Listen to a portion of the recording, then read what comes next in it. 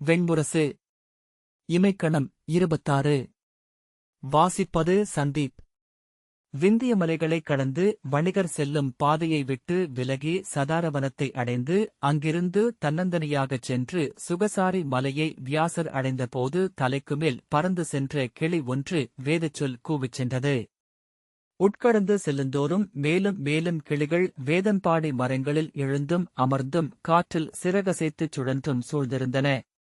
அவற்றைக் கண்டதுமே அவர் உள்ளம் மலர்ந்து முகம் புன்னகை கொண்டது.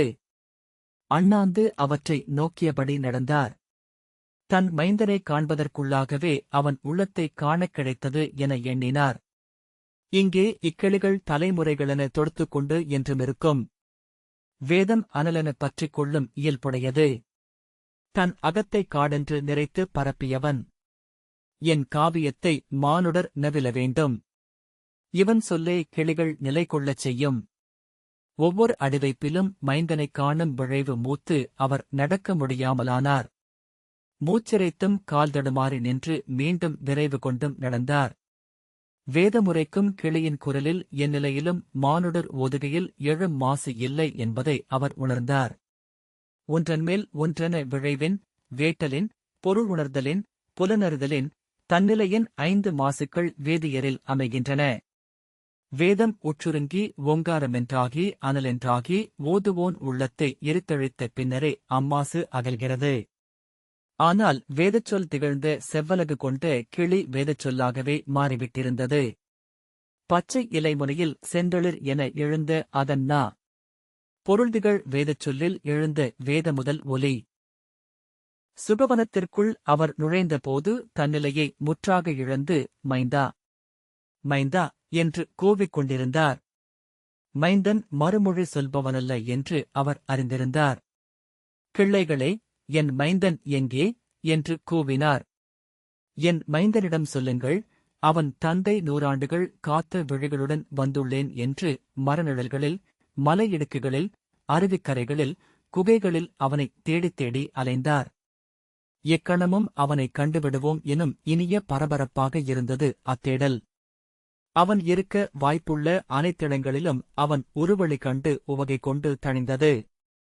அவன் இல்லாத இடங்கள் என அவை தங்களைக் காட்டத் தொடங்கியதும் எங்கே என்னும் பதைப்பாக ஆகியது. அங்கில்லையோ என்னும் அச்சமாக வடிவெடுத்தது. இறுதியில் அங்கில்லை என்னும் உள்ளுணர்வாக ஆகியது. உடைந்து அமர்வதற்குரிய எல்லையை அடைந்ததும் பதறியபடி ஒரு மரத்தடியில் கால் இற்று வீழ்ந்தார். தெய்வங்களே, என் மைந்தன் எங்கே என்று கூவினார். விண்ணாளும் பறவைகளே, மண்ணில் நிறைந்த விலங்குகளே என்று அழைத்து கலுழ்ந்தார். பின்னர் சீற்றம் கொண்டு, சொல்லரசி, எழுக இங்கே. என் மைந்தன் எங்கே என்று சினந்தார். கண்ணீர் வழிய பற்கள் கிட்டிக்க கை அசைத்து, எழுக, எழுக என கூச்சலிட்டுக் கொண்டிருந்த அவர் முன் சிறுகளி ஒன்று வந்தமர்ந்தது. மணிவிழிகளை சுழற்றியபடி பீவரி, பீவரி என அது முழற்றியது. யார்?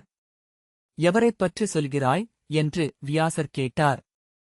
பீவரி, பீவரி என்றது கிளி. அது ஒரு பெண்ணின் பெயர் என உணர்ந்த வியாசர் யார் அவள் என்றார். சிறகடித்தெழுந்து அகன்றபடி பீவரி என்றது அக்கிளி. அங்கே அமர்ந்திருந்த 4 கிளிகள் பீவரி, பீவரி என்றன. அவன் உள்ளத்தில் இருந்தே சொல் பெறுகிறீர்கள். இப்பெயர் அவனுள் எப்படி எழுந்தது, அவன் நாவில் ஏன் ஒலித்தது என்று வியாசர் வியந்தார். அவ்வினாவுடன் அங்கிருந்து கிளம்பி சுகவனத்தைக் கடந்து விந்திய மலையை அடைந்தார். அங்கே சந்தித்த முனிவர்களிடமும் சூதர்களிடமும் அப்பெயருள்ள எவரையேனும் அறிவார்களா எனக் கேட்டார். இறுதியில் கூர்மவனத்தில் அவர் சந்தித்து ஒரு முதுசூதர் புலக குலத்தைச் சேர்ந்த சப்தம சகிஷ்ணு முனிவரின் மகளின் பெயர் பீவரி என்றும் அவளைதான் இளமையில் கண்டிருப்பதாகவும் சொன்னார். புலக முனிவரின் இருப்பிடத்தைக் கேட்டறிந்து மலைகளைக் கடந்து அழகநந்தையின் கரையில் அமைந்த புலகவனத்தை சென்றடைந்தார் வியாசர். தொல்புலகர் பிரம்மனின் மைந்தராகிய பிரஜாபதி. அவர் தட்சனின் மகள் க்ஷமையை மணந்து கர்தமர், கனகபேதர், உர்வரவதர் என்னும் மைந்தர்களைப் பெற்றார். அவர்களின் இளையவள் பீவரி. மூதன்னை பீவரியிலிருந்து எழுந்த கொடிவழியில் 108வது புலகரான சகிஷ்ணு என்னும் முனிவரின் மகளாகப் பிறந்தவள் இளையோளான பீவரி. புலகர் தன் தென்திசை பயணத்தில் விந்தியனை கடந்து சென்றபோது கிளி ஒன்று தூய வேதச்சொல் உரைத்து பறந்து செல்வதைக் கண்டார். அவர் அதை பின்தொடர்ந்து சுகசாரி மலைகளைக் கடந்து சுகவனத்தை அடைந்தார். அங்கே உடலில் ஆடையில்லாதவனாக இருத்தலும் இன்மையும் நிகரென வாழ்ந்த இளமைந்தனைக் கண்டார். அவன் சொல்முனிவர் வியாசரின் மைந்தன் என அவர் அறிந்திருந்தார். அவன் வடிவழகையும் கண்களில் நிறைந்திருந்த உலக மாசிலா ஒளியையும் கண்டு உவகை கொண்டார். வருவிருந்தை வரவேற்ற சுகன் பசித்திருந்து முனிவருக்கு கிளிகள் கொணர்ந்த கதிர்குலைகளையும் கனிகளையும் அளித்தான். பசியுடன் அவற்றைப் பெற்று உண்ண கைநீட்டிய புலகர் திடுக்கிட்டு எழுந்து நின்றார். சுகன், எதை அஞ்சுகிறீர்கள் முனிவரே என்றான். உங்கள் பின்பக்கம் பெருநிழல் என அவர் சுட்டிக்காட்டினார். அவன் திரும்பி நோக்கியபோது தன் நிழலைத்தான் கண்டான். உங்கள் நிழலென எழுந்து நின்றிருப்பது ஒரு கருநாகம் என்றார் புலகர். சுகன் மீண்டும் திரும்பி நோக்கினால் காண முடியாது அதை, என் நிலையிலும் உங்களுக்குப் பின்னால்தான் நீண்டிருக்கும். ஈரமான பாறை வழக்கின் முன் சென்று நின்று நோக்குக என்றார் புலகர். அருவியருகே சென்று நின்று கரிய மெழுக்கில் தன்னை நோக்கிய சுகன் தனக்குப் பின்னால் ஒளிரும் செவ்விழிகளுடன் கரிய படமெடுத்து நின்ற மானாகத்தைக் கண்டான். கையில் ஒரு பிடி நீரெடுத்து, சொல்க, யார் நீ? இக்கணமே சொல்லவில்லை என்றால் தீச்சொல்லிடுவேன் என்றான்.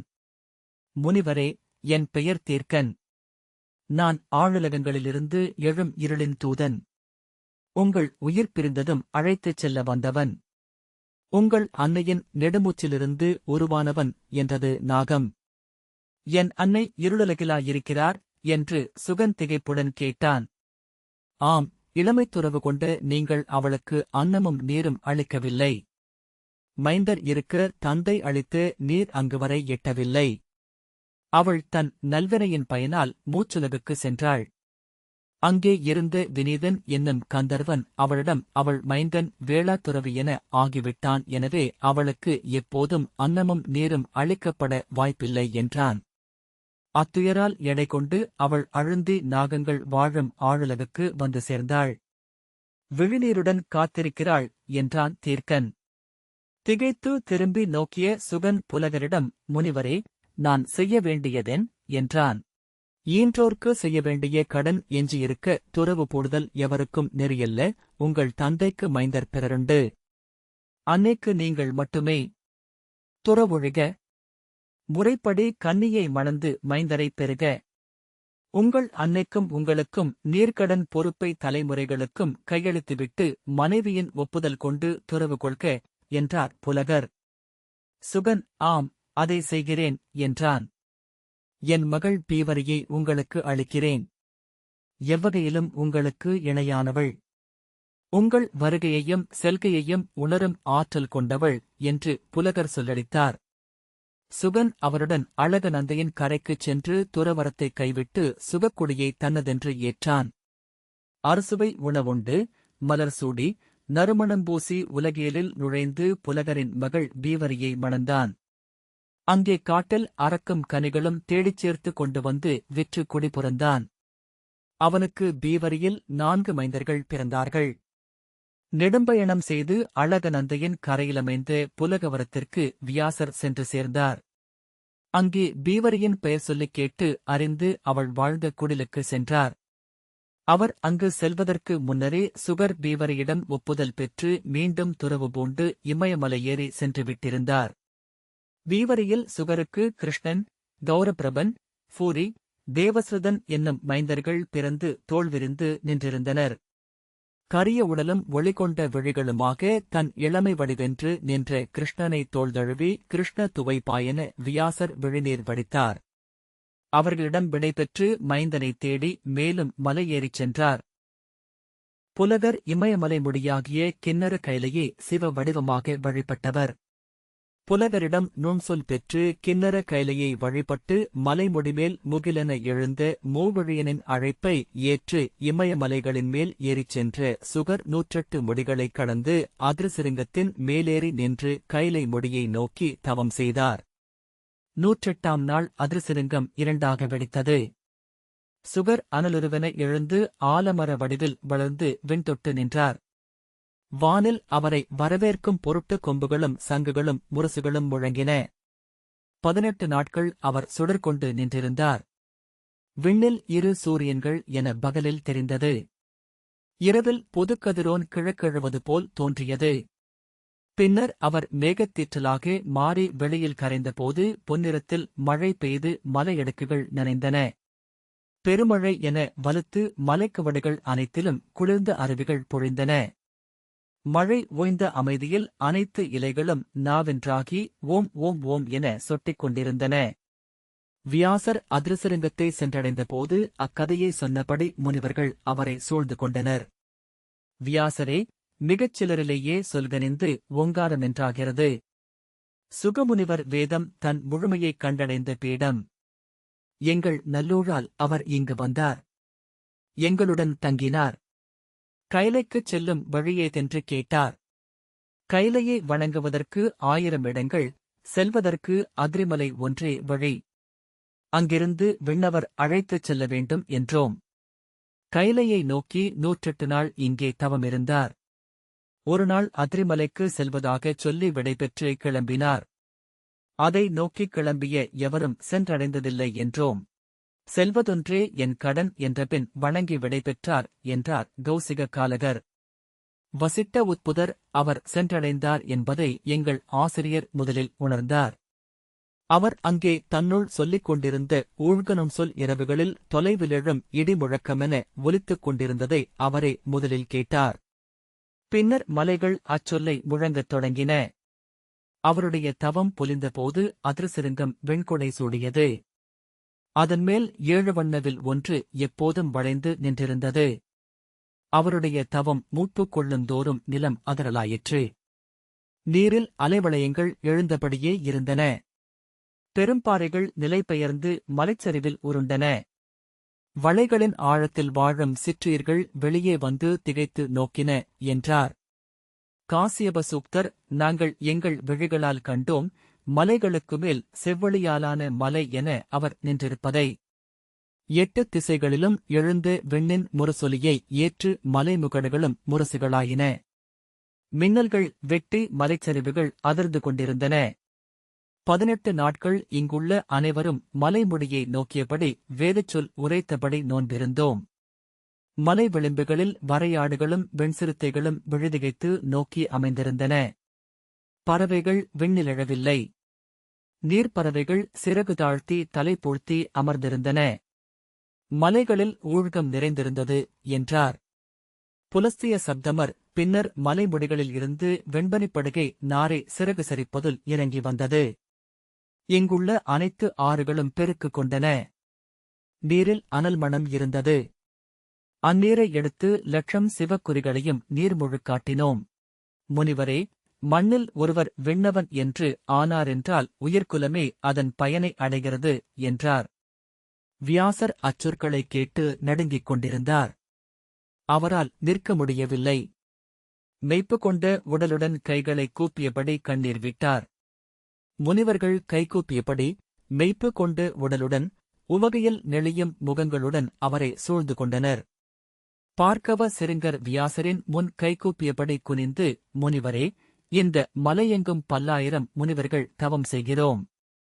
1000 வைதிகர் அனலோம்புகிறோம். 1000 அறிஞர் சொல்லில் ஆழ்கிறோம். விண்வாயில் திறந்து ஏகும் முழுமை மிகச் சிலருக்கே வாய்க்கிறது. உங்கள் மைந்தர் மானுடருக்கு தெய்வங்கள் அளித்த வாய்ப்பை வென்று தெய்வமென்றாகியவர். தெய்வத்தின் தந்தை என்றானவர் நீங்கள். உங்கள் அடிபணிகிறோம் என்றார். ஆம், நீங்கள் பெருந்தந்தை. இவ்வுலகின் ஒவ்வொரு தந்தையாலும் வணங்கப்பட வேண்டியவர் என்று முனிவர்கள் கூவினர். வியாசர் அவர்களின் சொற்களை செவிகொள்ளவில்லை. விழிகள் அலைய 4 திசைகளையும் நோக்கிக் கொண்டிருந்தார். கைலை முடியை நோக்கியதும் வஞ்சத்துடன் பற்களைக் கடித்து கைவிரல்களை முறுக்கிப் பற்றிக் கொண்டார். உடைந்தெழும் ஓசையில் மைந்தா என நெஞ்சிலறைந்து வீறிட்டார். என் மைந்தா என்று இனி உன்னை காண்பேன். என் தெய்வமே என அழுதபடி கைகளை விரித்து வான் நோக்கி மண்ணில் விழுந்தார். மைந்தா மைந்தா என அலறியபடி புழுதியில் புரண்டார். கைலைத் தலைவனே, நீ கொடியோன், கூற்று வடிவோன், என் மைந்தனை கவர்ந்தாய் என அரற்றினார். முனிவர்கள் அவருடைய உணர்வுகளைக் கண்டு திகைத்தனர். இது வியாசர்தானா? அன்றி வேறேதும் தெய்வம் இவ்வடிவில் வந்ததா என்று குழம்பினர். முதியவரான சுதமரின் துணைவி சுபை அவர் வியாசரேதான். அணிந்த அனைத்தையும் துறந்தவராக துயரை எதிர்கொள்கிறார் என்றாள். மயங்கிய அவரை அள்ளிக்கொண்டு சென்று படுக்க வைத்தனர். நினைவெழுந்ததும் மீண்டும் கதறி எழுதார். முனிவர் சொன்ன ஆறுதல் சொற்கள் எதையும் அவர் செவிகொள்ளவில்லை. ஒவ்வொரு சொல்லும் அவரை அனல் புலியை என சீற்றம் கொள்ளச் செய்தன. விலகிச் செல்க. உங்கள் பொருளற்ற சொற்களால்தான் என் மைந்தன் மண்ணேங்கினான் என்று சினந்து கூச்சலிட்டார். அவர் முழுமையடைந்தார். முனிவரே, நீங்கள் அறியாதது அல்ல என்ற சாண்டில்ய உக்கிரரிடம் விலகிச் செல்க. மைந்தனை இழந்த தந்தையின் துயரை நீ அறிவாயா? உன் மைந்தனை நீ அளிப்பாயா?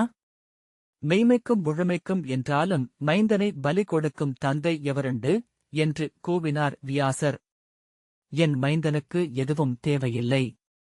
முழுமையும் விண்ணுலகம் அல்ல, அவன் உடலுடன் மகிழ்வுடன் என் கண்ணெதிரே வாழ்வதையே விழைந்தேன்.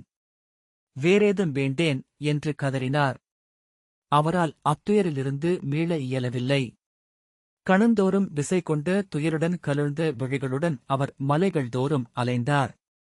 ஒவ்வொரு சிவக்குறியின் முன்பும் சென்று நின்று நெஞ்சிலறைந்து ஓலமிட்டார். துயரில் மெலிந்து சுள்ளி போன்று மாறிய உடலுடன் குருஷேத்திரத்தின் கரையிலமைந்து வியாசஸ்தலே என்னும் ஆழ்பிலத்தை வந்தடைந்தார். நுதல் விழியனே, நானறிந்த அனைத்துச் சொற்களாலும் உன்னை அழைத்துவிட்டேன். என் மகனை நீ உன் பாழ்வெளியெனும் வாயால் உண்டாய். அவனில்லா இவ்வுலகில் இனி நான் வாழ்வதில் பொருளில்லை என்று கூவியபடி அதில் குதிக்கப் போன போது விண்ணில் நில் என உடலிலே குரல் எழுந்தது. அருகே நின்ற மரம் பற்றி எரிய அனலில் சிவச்சொல் ஒலித்தது, வேண்டியது நீர். விழைவுக்கேற்பவே மண்ணில் மானுடருக்கு அளிக்கப்படுவதில் உச்சமென்றான மெய்நிலை உன் மைந்தனுக்கு வாய்த்தது. இனி விண்ணில் அவன் மீன் என துலங்குவான். துயரும் சினமும் ஓங்க நெஞ்சில் ஓங்கி அறைந்து வியாசர் கூவினார், என் அறிவின்மை அது. நாப்பிறழ்ந்த கூற்று. நூல் கற்றோன் நல்ல தந்தை அல்ல, அறிவிலியே பெருந்தந்தை ஆகஸ்டு இயலும். எவ்விலங்கும் கோருவதையே நான் கேட்டிருக்க வேண்டும். என் மைந்தர் உண்ணட்டும், புணரட்டும், போரிடட்டும், கொள்ளட்டும், கொடுக்கட்டும். அவர்கள் அடைவதனைத்தும் இங்கேயே அமைய வேண்டும். அவர்களின் தகுதிக்குரியனவாக அவை இருந்தால் போதும். என் மைந்தர் முழு வடிவில் இவ்வுலகிலேயே வாழ வேண்டும். அதுவன்றி பிறிதொன்றும் வேண்டாம். சிமையவன், இனி நீங்கள் அதை சொல்வதில் பொருளில்லை. வியாசரே, உங்கள் மைந்தன் இங்கே விண்ணில் திகழ்கிறான். அவன் இனி மண்ணுக்குரியவன் அல்ல, அவனுக்கு தந்தையோ மைந்தரோ இல்லை என்றார். வியாசர், நான் தீச்சொல்லிடுவேன். 3 முதன்மை தெய்வமே என்றாலும் சொல்லிட்டு பழிகொள்ளச் செய்வேன். என் மைந்தன் என்னுடன் இருக்க வேண்டும். விழகையில் நான் அவனை காண வேண்டும் என்றார். சிவன், அதுவே உங்கள் விழைவென்றால் நான் ஒன்றை கொடையளிப்பேன். விண்ணேகுபவரின் நிழலுறு பிரம்மன் அவர்களுக்கு அளித்து வாழ்நாள் முடியும் வரை மண்ணிலேயே எஞ்சியிருக்கும். இங்கிருக்கும் உங்கள் மைந்தனின் நிழலை உங்கள் நிழலென அளிக்கிறேன். நீங்கள் விழைகையில் திரும்பி நோக்கி அதை காணலாம். நீங்கள் கவிஞர் என்பதனால் நிழலில் இருந்து உங்கள் மைந்தனை நெஞ்சுக்குள் மீட்டெடுக்கலாம் என்றார். ஆம், இனி அது ஒன்றே வழி என்றார் வியாசர். ஏங்கி விழிநீர் உகுத்து பின் மெல்ல தேறி மீண்டு அவன் என்னுடன் இருப்பதாக என்று வணங்கினார். விழிநீரை துடைத்தபடி திரும்பிய போது கையில் பார்க்குடம் ஏந்தி தலையில் நிறைகதிர்கற்றை சுமந்த இடைச்சி ஒருத்தி அருகே நின்றிருக்கக் கண்டார். யார் நீ என்று கேட்டார். முனிவரே, உங்கள் பிற மைந்தருக்கும் மானுட வாழ்வின் அனைத்து நிறைவையும் முழுமையையும் கோரவிருக்கிறீர். அதன் பொருட்டு வந்தேன். நான் திருமகள், என் கையில் உள்ளது அமுது என்றாள். இல்லை, இல்லை, நான் உன்னை அழைக்கவில்லை என்று வியாசர் கூவினார். என் மைந்தர் இங்கே வாழட்டும். விலங்குகள் போல் பெருகட்டும். விலங்குகள் போலவே அழியட்டும். பிறிதொன்றும் எனக்கு தேவையில்லை கூச்சலிட்டபடி அவர் தன் நெஞ்சிலும் வயிற்றிலும் அறைந்தார். விலகிச் செல்க. விலகுக. அவள் கையிலிருந்த அமுதகலத்தை பிடித்து தள்ளினார். அது கீழே விழுந்து உடைந்து வெண்ணுரையுடன் பரவியது. மண் அதை உறிஞ்சி உண்ண சிறு குமிழிகளாக மறைந்தது. விலகிச் செல். விலகிச் செல் என அவர் கை நீட்டி கூச்சலிட்டார். பிதாமகரே, பிதாமகரே என அவர் தோளை மெல்ல தொட்டு இளைய யாதவர் அழைத்தார். ஆசிரியரே. பிதாமகரே. வியாசர் விழித்துக்கொண்டு இங்கா இருக்கிறேன் என்றார். பெருமூச்சு விட்டு ஆம் என்றார். மீண்டு வந்து நன்று என்று சொல்லி விழிகளை மூடி இளைப்பாறலானார். கணம் கோடி மானுடர் இங்கு நீட்டப்பட்ட அமுதை தட்டி வீழ்த்திக் கொண்டிருக்கிறார்கள் ஆசிரியரே என்றார் இளைய யாதவர். வியாசர் மெல்ல உடல் விதிர்த்தார். வீழ்ந்த அமுதனைத்தையும் உண்டு மண்மகள் இரவாமை கொள்கிறாள். அமுது அவளில் அன்னமென முளைத்தெழுந்து உயிர்களை ஊட்டுகிறது என இளைய யாதவர் சொன்னார். வியாசர் பெருமூச்செறிந்தார். இந்த வாசிப்பை கேட்டதற்கு நன்றி.